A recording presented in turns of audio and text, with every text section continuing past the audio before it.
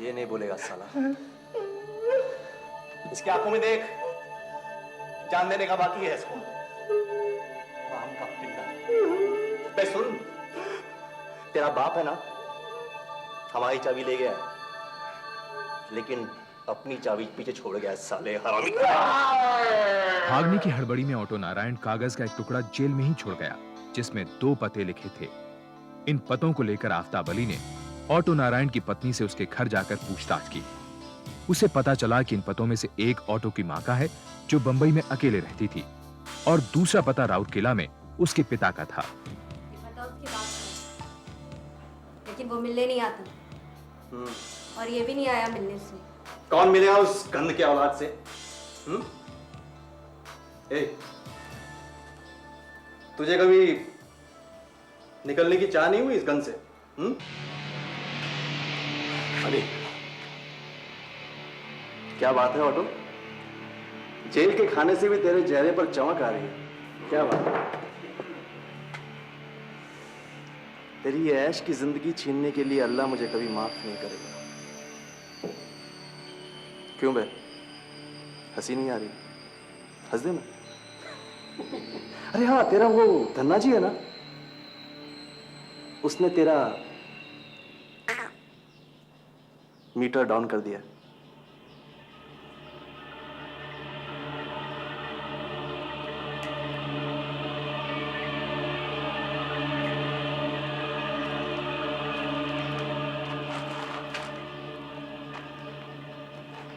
You are finished, you bastard.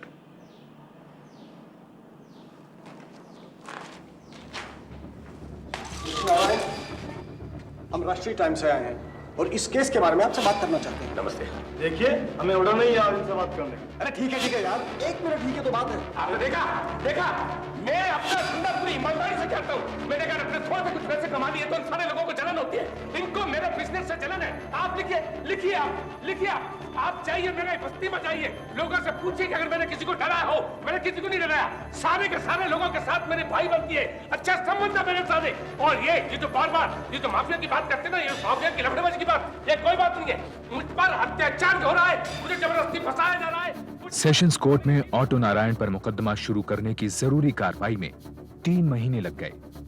इस trial में auto के अपराधों का पर्दाफाश करने के लिए थाना जी की गवाही एक महत्वपूर्ण कड़ी थी। साहब, ऑटो नारायण के इलाके में सब कुछ उसका खरीदा हुआ है।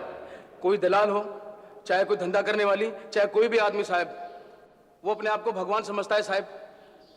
कोई उससे धोखाधड़ी करे तो साहब उसको जान से मार देता था। उसने अपने अहंकार के लिए पार्वती को मारा साहब। और पार्वती ऑटो की एक रखेल थी, एक दलाल था सुकुमार, उसके साथ भाग गई थी। नारायण, तुझे महसूस नहीं होता? इतना सा भी नहीं? दिल नहीं है तेरे पास किसी के लिए? इज्जत भी नहीं? वो तो नहीं। तू 4 औरतें रखे, और अगर मेरा कोई ख्याल रखता है तो तुझे क्यों मर्ची लगती है? आज इतनी बड़ी हो गई तू, इतनी बड़ी हो गई तू। सोच बात, तेरी जात पर आज मुझसे ज्यादा तुझे वो दुल्ला भाग गया। तू मेरे सिर पर चलेगी? अरे तू जैसी 32 निकाल दी मैंने अपने पाँव के नीचे से। छोड़ देना मुझे तलने के लिए। क्यों बार-बार मुझे अपने पास बुलाता है?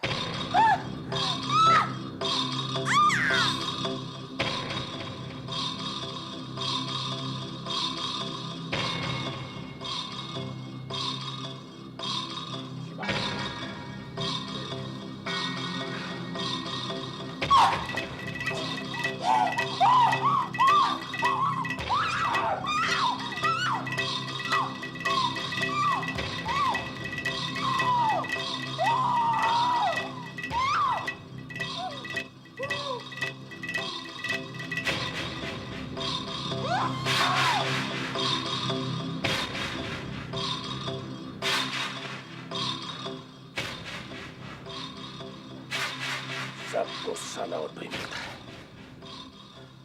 अभी सुकुमार के साथ क्या हुआ साहब? वो पार्वती को लेकर भाग गया था। अब उसका पागलपन देखो साहब। 5 महीने तक लगातार उसको ढूंढता रहा, जान से मारने के वास्ते। और जैसे ही वो उसको मिला तो उसको धोखे से अपने घर बुलाया साहब, शराब पीने के लिए। और साहब, जैसे ही सुकुमार ने उसके घर में कदम रखा साहब, तो अपुन समझ गया कि आज ये जिंदा नहीं बचेगा साहब। कहाँ चले गए थे तू रानी को लेकर? कहीं नहीं नाना भाई। तेरे को मेरा बिल्कुल भी ख्याल नहीं आया। ये भी नहीं सोचा कि मेरे धंधे का क्या होगा?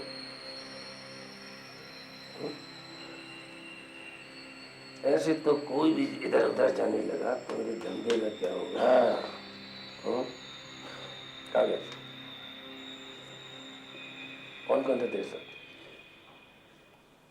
कौन कौन था तेरे साथ? देख देख इस कुत्ते की जबान को कैसी गांठ लग गई है। कैसी गांठ लग गई इस कुत्ते की जबान को।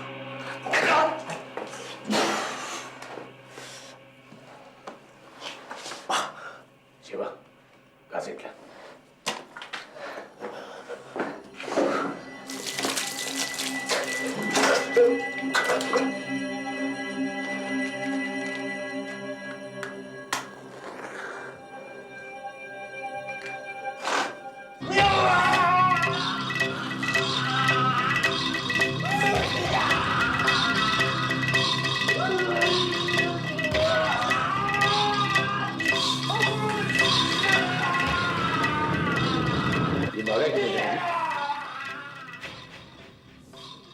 सरकार, ऑटो ने सुकुमार के दोस्त राजा को भी नहीं छोड़ा सरकार। राजा सुकुमार की हत्या को लेकर ऑटो को ब्लैकमेल करना चाहता था सरकार। एक खतरनाक मुजरिम पर कैसे विश्वास किया जा सकता है योर ऑनर? ये मेरे क्लाइंट के खिलाफ साजिश है। लेकिन भेंडे की ये दलील थानाजी के बयान के सामने बहुत कमजोर थी। फिर भी इस केस को और मजबूत करने के लिए थानाजी की स्टेटमेंट को और गवाहियों के सहारे की जरूरत थी। एसीपी आफ्ताब अली ने गवाहों की कतार लगा दी। जब मैं कमरे में रोगन करने पहुंचा तो कमरा एकदम काला पड़ चुका था। मैंने ऑटो भाई से पूछा कि ये क्या हो गया, तो वो बोले कि वो वहां एक जलती हुई सिगरेट छोड़ गए थे। लेकिन मुझे क्या पता था कि सुकुमार भाई को जलाया जा चुका था। देखो ना साहब, ऑटो ने मुझे कैसे सिगरेट से जलाया था, ये तो कुछ भी नहीं। मेरी आंखों के सामने ऑटो ने गोविंदे के 3 लोगों को मार मार कर बेहोश कर दिया। पूरी बस्ती ने देखा, लेकिन ऑटो के डर से किसी ने भी मुंह नहीं खोला। मोहल्ले के एक आदमी ने मुझे आकर बताया कि ऑटो और उसके लोग मेरे आदमी गणपत को बुरी तरह से पीट रहे हैं। मैंने अपने अमानत को बहुत ढूंढा सरकार, लेकिन 21 दिन तक किसी ने कोई रिपोर्ट नहीं लिखी। सरकार, थानाजी की गवाही और आफ्ताब अली के ऊंचे इरादों से ऑटो नारायण को यह स्पष्ट हो गया कि वो फंस चुका है। उसे पता था कि बुधवार की रात 8 बजे सभी पुलिस कर्मचारी चित्रहार देखने में मशगूल रहते हैं। उसने इसी दिन अपने साथियों के साथ जेल से भागने का जबरदस्त प्लान बनाया। रिश्वत देकर उसने कोठरी की एक डुप्लीकेट चाबी भी हासिल कर ली। जेल के बाहर ऑटो के साथियों ने हर एक कदम पूरी तरह से सोच समझ कर रखा था। ऑटो पूरी तरह से निश्चिंत था।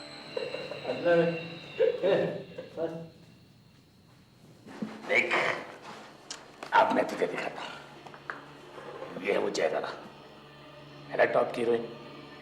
पता है, अपना सीन बड़ा दिखाने के लिए पेडिंग करती है। क्या बात है? तेरी कसम, इसकी सबसे पहले पेडिंग मैंने करी थी। जरा टाइम रखना, ध्यान का। बात तो सही कह रहे हैं। 15-20 मिनट बचे। ओए जोसेफ, तू क्यों नहीं चलता भाई? है? क्यों नहीं चलता तू?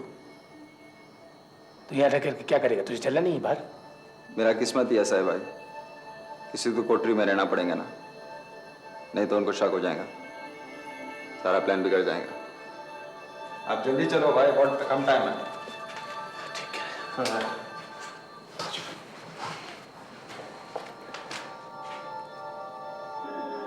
कितना बढ़िया गाना है। क्या चीज है यार? क्या मजा आ रहा है, मजा आ गया।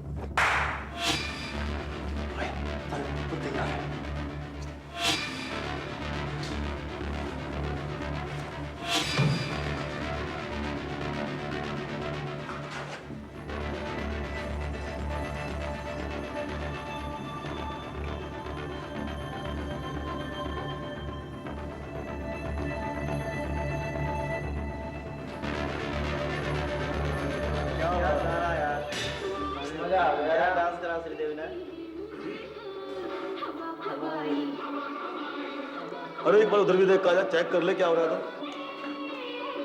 क्या डांस करा यार श्रीदेव ने, मजा आ रहा है। हाँ सब ठीक है ना? हाँ सब ठीक है।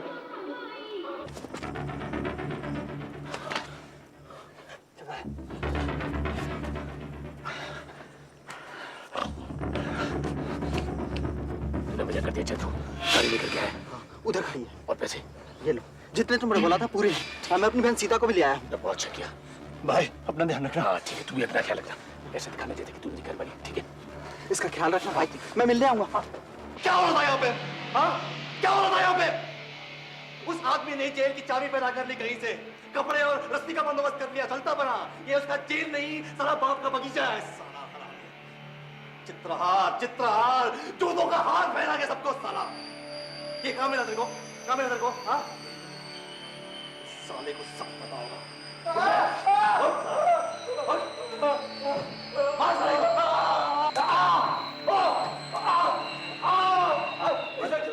बस कर ए, ऑटो के पिल्ले। बोल तेरा बाप कहाँ है? कहाँ है तेरा बाप? हाँ छोटे साहब मार मार के सस्ता नहीं निकलेगा। ड्रामा करता है मेरे साथ, ड्रामा करता है। मार इसको। नहीं कर रहा। बोल कहाँ है? बोल एक मिनट, बोल कहाँ है? वो मेरे को छोड़ के चला गया। अगर मेरा दोस्त होता तो मेरे को साथ में लेके जाता। रुक बे, इधर आते ऑटो के पिल्ले। ये नहीं बोलेगा साला। इसकी आंखों में देख, जान देने का बाकी है इसको। राम का पिल्ला। बे सुन, तेरा बाप है ना, हमारी चाबी ले गया, लेकिन अपनी चाबी पीछे छोड़ गया साले हरामी। भागने की हड़बड़ी में ऑटो नारायण कागज का एक टुकड़ा जेल में ही छोड़ गया, जिसमें 2 पते लिखे थे। इन पतों को लेकर आफ्ताब अली ने ऑटो नारायण की पत्नी से उसके घर जाकर पूछताछ की। उसे पता चला कि इन पतों में से एक ऑटो की मां का है, जो बंबई में अकेले रहती थी, और दूसरा पता राउरकेला में उसके पिता का था। पता उसकी बात है, लेकिन वो मिलने नहीं आता, और ये भी नहीं आया मिलने से। कौन मिलेगा उस गंद के औलाद से? ए, तुझे कभी निकलने की चाह नहीं हुई इस गंद से? पुलिस को जब बंबई में छापा मारने से कुछ हासिल नहीं हुआ, तब आफ्ताब अली ने पुलिस दल के साथ राउरकेला जाकर ऑटो नारायण के पिता के घर को अपना निशाना बनाया।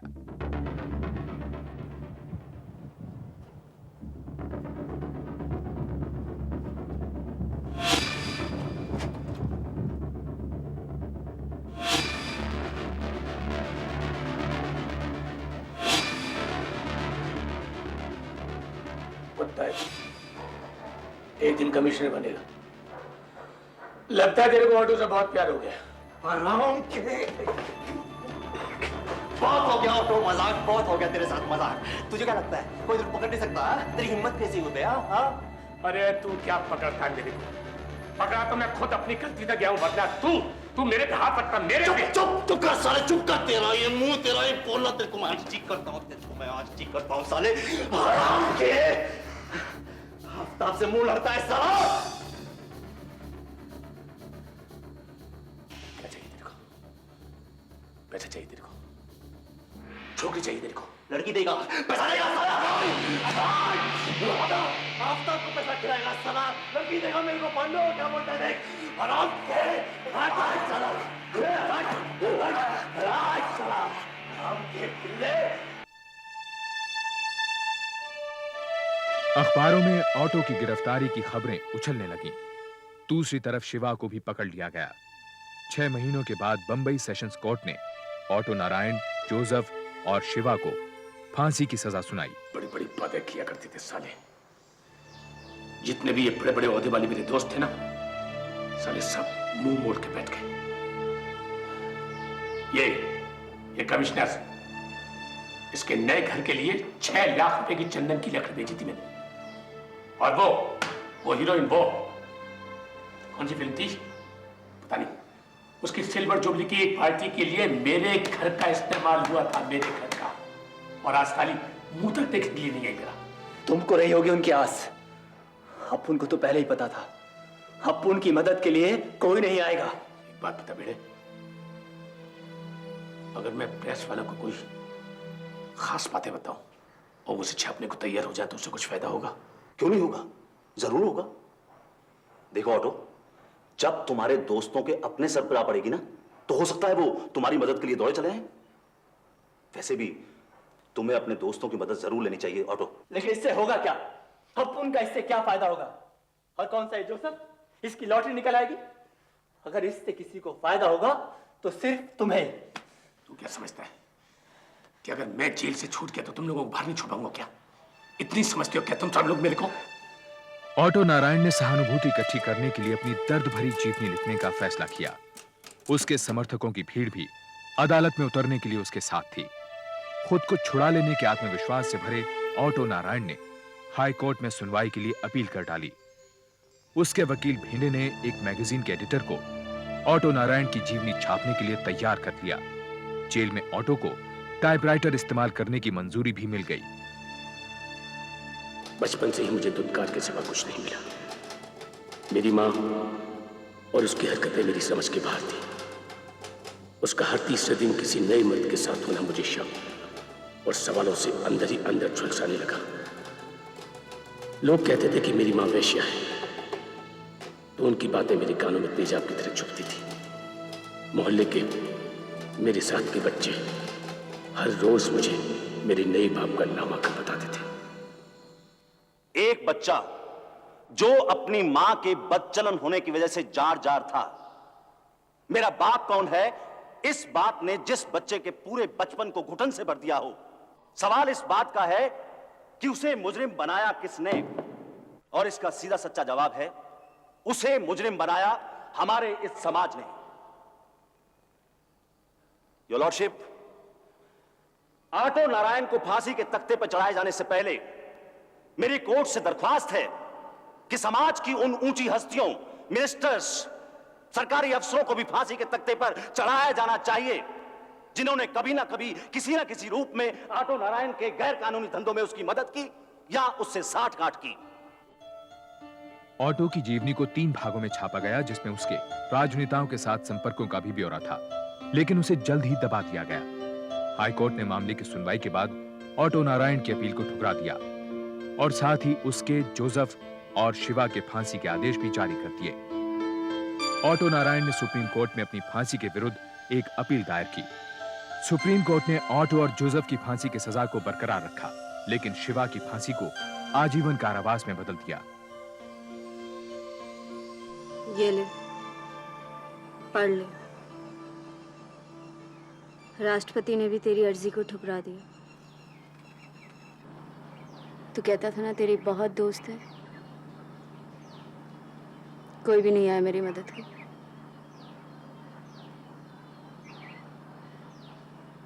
मैंने बहुत सोचा अपने बच्चे के बारे में।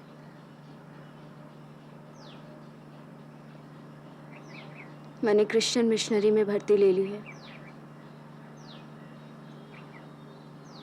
कुछ तो जून सुधरेगी मेरे बच्चे की, पढ़ लिख जाएगा, कुछ बन जाएगा। यहाँ तो जीना हराम किया हुआ है उसका सब लोगों ने।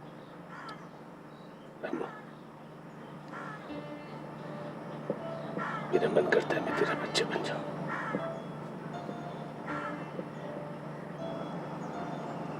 तो एक बाइबल भेजेगी मुझे पढ़ने को। हे ईश्वर, मुझ पर करुणा करो।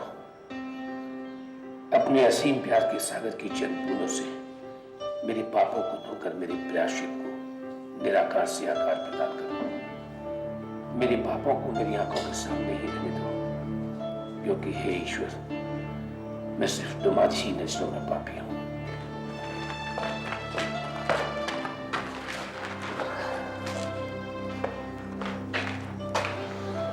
मैंने अनजाने में तुम्हारे विश्वास को ठेस पहुंचाई है, क्योंकि मैं जानता हूं मैं पापी हूं, मैं पापी हूं, मैं पापी हूं।